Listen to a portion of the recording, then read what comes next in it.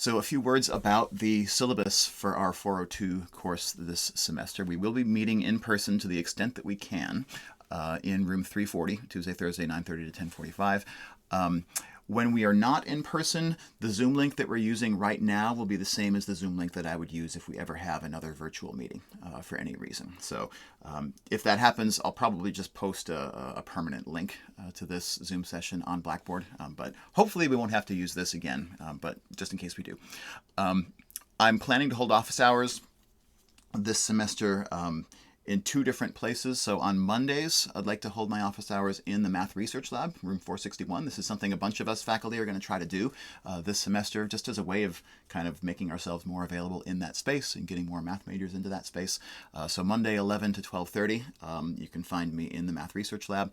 And then Tuesdays, 11 to 12:30, so that would follow directly after our class meeting. I'll go back up to my office and have office hours there.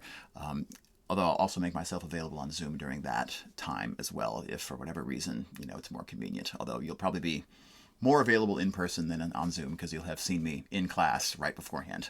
But anyway, I'll have a Zoom link for that too. Let's see.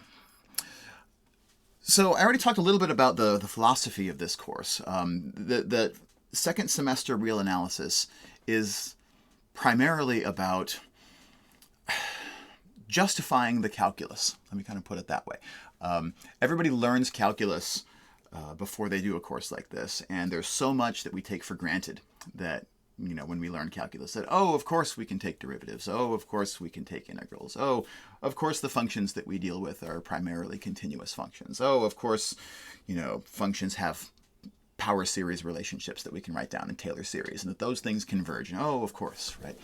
And the goal of this course is to get underneath all of those of courses, and realize that my sort of motto, my mantra for this course is that calculus really should be impossible.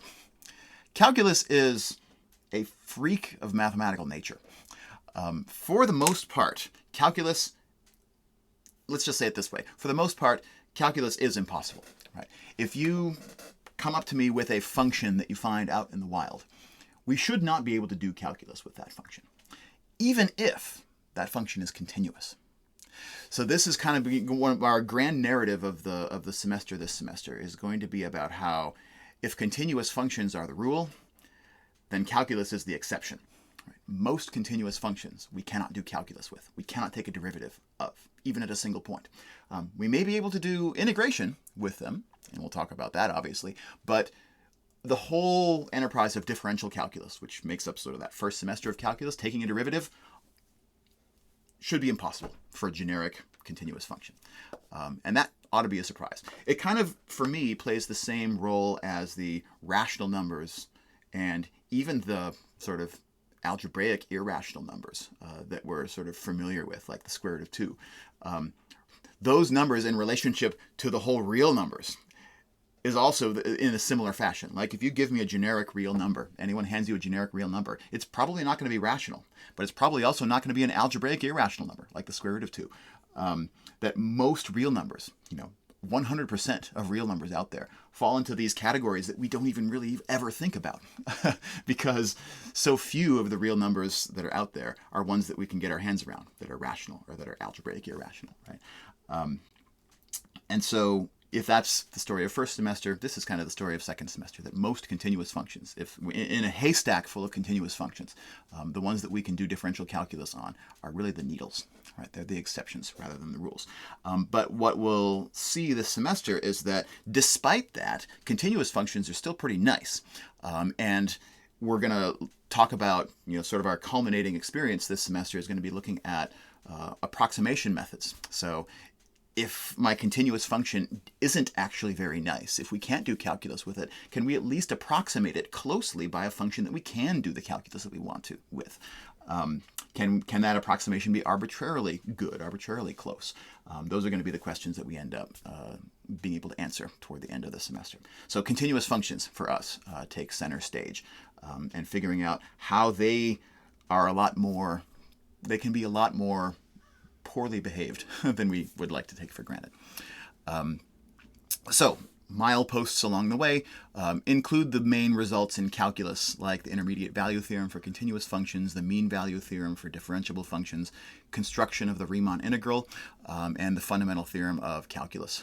Those are sort of the things that you will have seen before in your calculus course, that as we build up the foundations to be able to justify them sort of from first principles, that those will be sort of where we recognize these main results as we go along the way. So a little bit about textbooks. So I have one open educational resource, so it's a freely available online text that I'm going to kind of use as the default source for readings and such this semester. It's called Elementary Real Analysis by Thompson, Bruckner, and Bruckner. There's a link to it here in the syllabus. You can go sort of directly, so in the syllabus you have to click on the open button here to open a page like that. But there's links here that take you directly out to the website where they have this book available for free to download as a PDF. It's kind of interesting how they do it. They have one version of the PDF which looks like it could be printed out, so it would be kind of a traditional textbook looking one. There's another version that's kind of landscape format. It almost looks more like a slide presentation. It all has the same material in it, so depending on what kind of device you anticipate reading it on, you might choose the portrait or the landscape version. You can also order a paperback printed copy. It's not that expensive. Amazon kind of does print on demand for it, so it's like maybe 20 or 30 bucks to get a paper copy if you'd like one, but the online access to the electronic version is free. It's not a bad book as real analysis books go. There aren't very many options for open educational real analysis textbooks out there. This one happens to be written in a way that I think is pretty conversational, pretty approachable. It's not quite as airtight and formal as some of the other resources out there that you can pay for. And so I've included a couple links to those resources as well. My favorite two are Steve Abbott's Understanding Analysis text. This is part of the Springer undergraduate text and analysis in mathematics sequence, so it's got one of these bright yellow covers. This one is a really, I think it's written in a very florid sort of, you get a chance to read a lot of good sort of intuition building discussion. I pull discussion questions from this text a lot because they help to set the stage for, well, how should we really be thinking about these analysis ideas as mathematicians, right? So what is the real story that we're trying to tell here? He does a really good job of building that intuition. So this is a great source. But sort of the gold standard source for undergraduate analysis is this Principles of Mathematical Analysis by Walter Rudin. Rudin is kind of the, I don't know, if he's kind of this classic. His textbooks on real analysis have kind of become classic references for both undergraduate and graduate level analysis. And so this is the sort of undergraduate flavored version, Principles of Mathematical Analysis. Sometimes gets called Baby Rudin for that reason, with his graduate textbook being kind of thought of as grown-up Rudin. So this is a great reference book, and I underline the word reference because as a learning tool, it's maybe not the greatest. It really kind of depends on what your expectations are for how much the author kind of explains the various steps in the proofs and things. It's a very classical definition, theorem, proof style book. And so he doesn't do much explanation in the interim. But because he is so terse, that means he crams a lot of material into this book. And so, there's way more in this book than we're going to be able to touch this semester. But it's a great reference, particularly if you're thinking of going to graduate school in one of the mathematical sciences. Having a book like this on hand as a reference is really helpful. So those are kind of my recommendations for texts, even if, for the most part, the video resources and the learning resources that we have are going to be stuff that I maintain as sets of lecture notes here in the Notion system. Let's talk a little bit about the content goals. So under that umbrella of second semester real analysis, what are the main things that I want you to take away from this semester? And they kind of fall into these 5 goal categories, and each one of them has little sub-goals underneath it. And I want to kind of go from the end toward the beginning. So the goal number 4, which is kind of the high point of our course, is being able to use sequences of functions to be able to approximate difficult or poorly behaved functions using nicer, better behaved functions that we can do more stuff with. So that's kind of the apotheosis of the course, right? I have some nasty function that I can't do what I want to with, but I can find, hopefully, a sequence of really nice functions that converge, and so they get arbitrarily close to that nasty function. And because each of the functions in that sequence is really nice, I can do what I want to do with the functions in my sequence, rather than having to do something with the limit of the sequence, which can be often very not nice. So that's one of the sort of grand goals and narratives for the course, and that's going to kind of be where we finish. It's going to be goal number 4.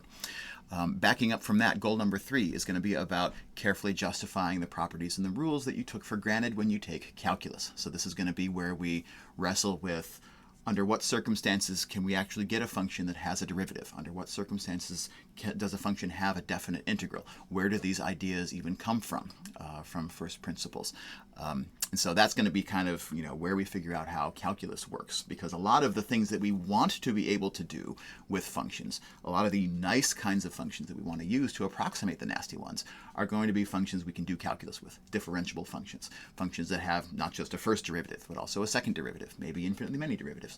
And so that's going to be where we come to grips with some of those things.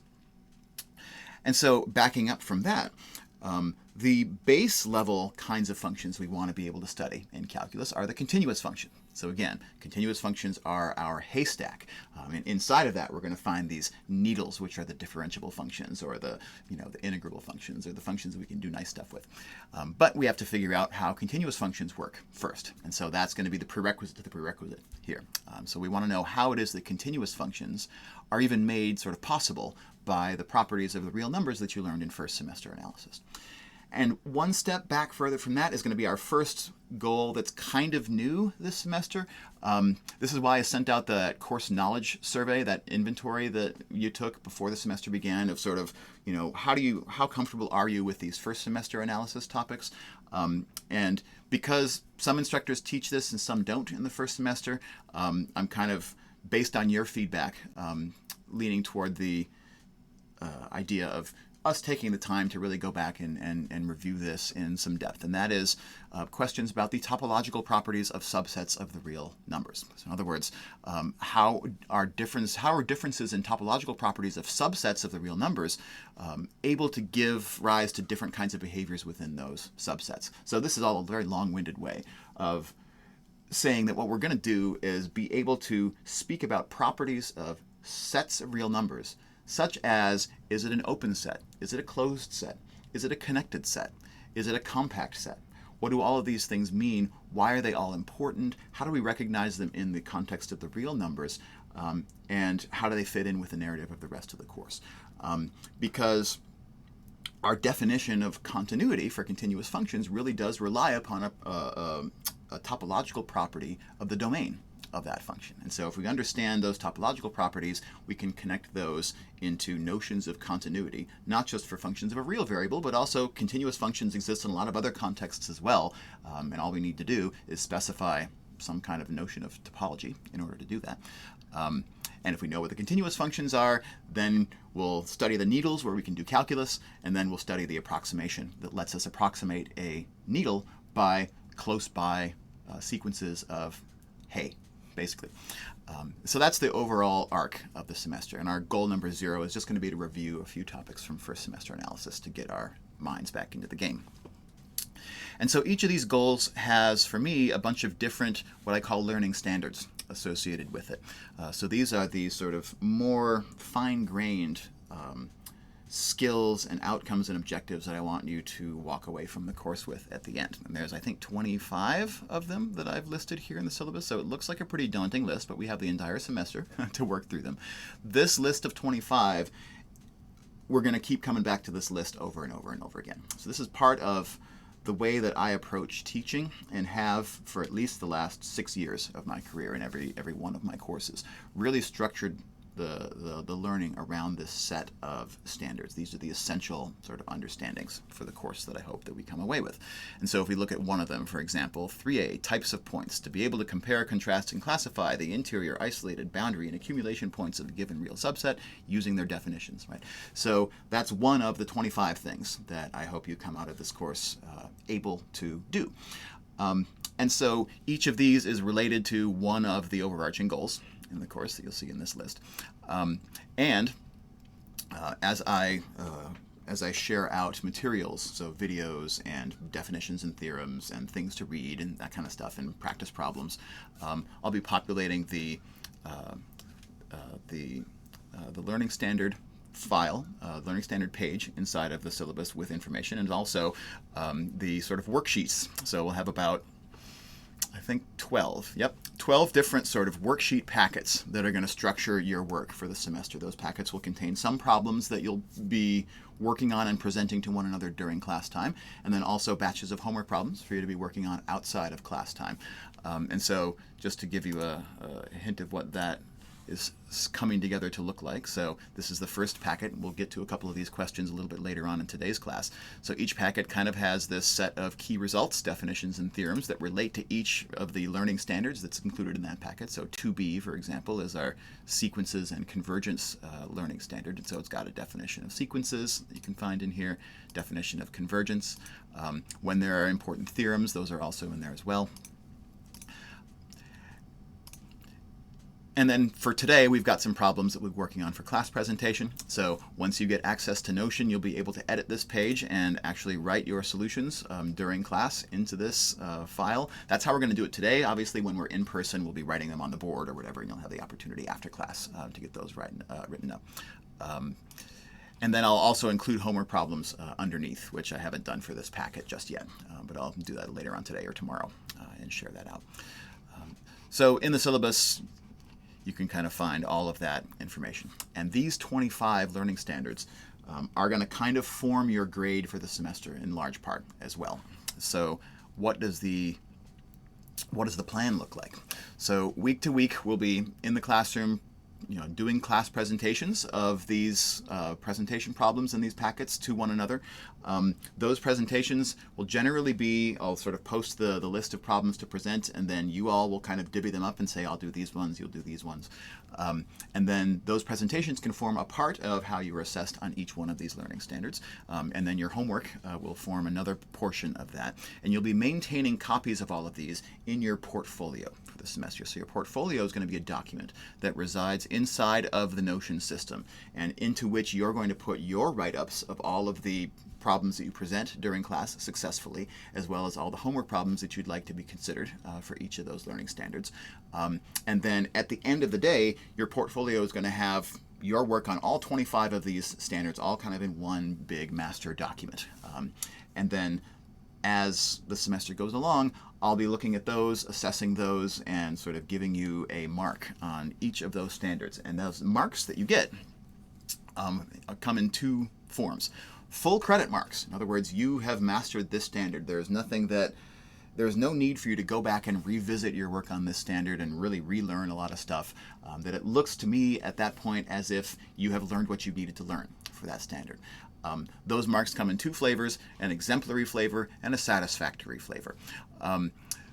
That those have equal impacts on your grade at the end of the day. So I'm really looking for satisfactory work. Satisfactory work is work that illustrates that you've grasped the topic and attained the desired learning outcome. It may contain some minor errors or issues with written or spoken communication, as long as those errors don't interfere substantially with my ability to see that you've learned what you need to learn, basically. But I also want to be able to recognize really superlative work, and so that's where the exemplary mark might come in. And you may, if you wish, revise a satisfactory solution to a problem or something like that to turn it into something exemplary. You're not obligated to, because both of these have the same full credit impact on your grade at the end. So I don't use points and percentages to assign marks to your learning standards. I use exemplary or satisfactory, either of which confers full credit. There are also two flavors of marks that do not confer full credit. In fact, they confer no credit yet. Right, so those it's a 1-0 thing, right? You get full credit if you get an exemplary or a satisfactory mark. You get no credit for a progressing or a not assessed mark, but you get the expectation and opportunity to revise your work in order to make it satisfactory, right? So I'll give you a progressing mark for something that illustrates that you're on the road to learning what you need to learn for that standard, but you haven't made it to that satisfactory level yet, and so I give you some feedback and the opportunity to improve upon it, right? And so that becomes an iterative process over the semester. So, you'll submit your portfolio for assessment for the first time. Let me get the date here. So the first portfolio collection is going to happen on February 8th, including just your work on the first 3 packets, packets 0, 1, and 2. I'll look at those. I'll give you feedback on those. And anything that's not up to the satisfactory level at that time, I'll give you feedback and say, hey, here's some things to do to improve upon these, and give you the opportunity. So you get the week during this portfolio collection to improve upon those things that haven't yet risen to that satisfactory mark. And if something's not satisfactory at the end of that week still, well, that's fine. You can still have opportunities to revise it after that period is over, throughout the semester, right up until the last day of the course. But at that point, I would ask that you kind of make an appointment to come and work on that with me during office hours or something like that. So that's kind of how it works. So you get this sort of focused opportunity for a week to iteratively improve upon your current learning standards that you're working on during portfolio collection week. And then after that, you'll have sort of less scheduled opportunities to continue to revise your work. So continue to improve it. And really the only snapshot that matters is the snapshot at the very end of the semester. What does your final ultimate portfolio look like? And so part of what this means is that unless you ask for them, I'm not really anticipating using class time to do quizzes or to do exams. Partially because I want our time together during class to be maximally used for that really deep problem solving and working together on the proofs and really coming to grips with these ideas. And having to sack an entire 75-minute period to take an exam just takes away from that opportunity that we would otherwise have. But I also want to be flexible. So if there's a particular learning standard that we're working on, and people are having some struggles with it on the homework, and you're like, yeah, I really appreciate another opportunity in class. Maybe, could we have a quiz on this as an opportunity for us to demonstrate our mastery? I'll say yes to this. I would just ask that be something that we kind of vote on as a class. So if you would like for there to be a quiz, we'll just take a vote on it in class. And if you all say yes, then I'll have a quiz ready, for the next class period on that topic. And again, because of the way that assessment works here, quizzes and exams and anything that we do along those veins are all no-risk opportunities, right? If you take a quiz and I can't give you a satisfactory mark on it, you get it back, you don't have to include that quiz in your portfolio. But if you do, and you like the results, and you want to write it up as part of your portfolio, then do, right? So all of this is meant to kind of make nothing really high stakes during the semester, because analysis is one of those courses where writing a correct analysis proof under time pressure is like one of the most impossible things in the world to do, I think, in mathematics. Even though we all had to do it at some point, probably. I know I had to do it in graduate school for my qualifying exams and stuff like that. But I want to kind of lift some of that pressure to the extent possible and re-add the pressure on you in doing great presentations of material during class, writing up great homework solutions outside of class, and also doing these extra activities that I want to talk about in just a minute that are going to help to elevate your grade and add a little bit of rigor in a different way to the course. But all of which is to say, your primary grade determination is how many of these 25 learning standards have you demonstrated that you've mastered in your portfolio by the end of the semester. And the portfolio collection periods will be the times that I've set aside for myself to be really focusing on giving you feedback and helping you to improve on a first draft. And then there'll be opportunities for additional drafts after that as well. So the way that the letter grades work is that how many of those standards that you have mastered in your portfolio can get you to at least a grade of D, C, or B. So if you've mastered at least 10 of the 25 standards in your portfolio, then whatever else happens in the semester, you have at least a D. If you've mastered 15 out of 25, you have at least a C. If you've mastered at least 20, you have at least a B. Getting higher than a B takes a little bit more than just that portfolio. So here's where the extra rigor comes in. The extra rigor, should you choose to do it, come in the form of what I call these next level tasks. So there are two kinds of next level tasks. The first one is what I call the and one presentation. This is like in basketball, where you make a foul, you make a hard shot, and you take the foul, and you go do free throws, right? So an and one presentation is you've presented something in class. It's gone really well. You feel like you particularly have a good grasp of this topic, and so you'll say, all right, give me one more. And I give you a brand new problem on this topic for you to present in class on the spot by yourself. I'm going to try to choose those problems so that they're not something that we would expect that would take, hours outside of class to discover and to write up. But still enough of a new type of problem such that it's going to require you to kind of, think on your feet a little bit. And so you'll try to present a solution to that to the class. This will be the only time during class where I would ask that your classmates not help you too much at the board. If you have questions during one of those and one presentations, feel free to ask me. I can drop in little hints and stuff like that. But this is going to kind of be your chance to really show that not only have you learned this for your first class presentation, but you've learned it so well that you're ready to kind of take it to the next level. And so in order to complete this next level task, you just have to be able to successfully request and complete an and1 task at least 5 times throughout the semester, with a maximum of 2 related to any given learning goal of goals 1 through 4. So that just ensures that you're doing this kind of spaced out throughout the content. So that's one way of completing a next level task. And if you complete one next level task, it can turn a C grade into a B grade for you. So in order to get a B, you could get a C by 15 out of 25 standards and complete one next level task. That can get you up to a B. The other type of next level task is a semester project.